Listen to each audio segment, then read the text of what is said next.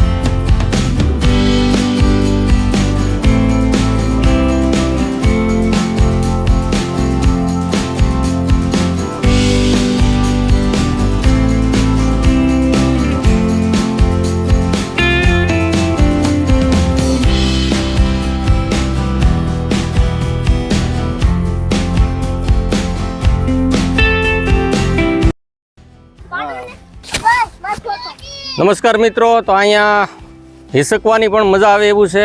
આ જગ્યા શું નામ છે ભાઈ? દર્શનભાઈ હિસકી રહ્યા છે. ભાઈ તારું નામ? હે? હા, પેલી બેન તારું? માનવી. આ બધા હિસકી રહ્યા છે. મોજ આવે છે ને? કેટલી મજા આવે છે? બહુ મજા આવે છે. પેલી બેન તો કઈ હલતી નથી, થોડીક હલ. હા, થોડોક નાખો, થોડોક બસ. મજા આવે છે ને? કેવી મજા આવે છે? બહુ મજા આવે. ક્યાંથી આવ્યો તું? તારું કયું ગામ? સત્તુરી. તો તમે અહીં જ રહેતા લાગો. ખાવા જાવ કે નહીં બપોરે?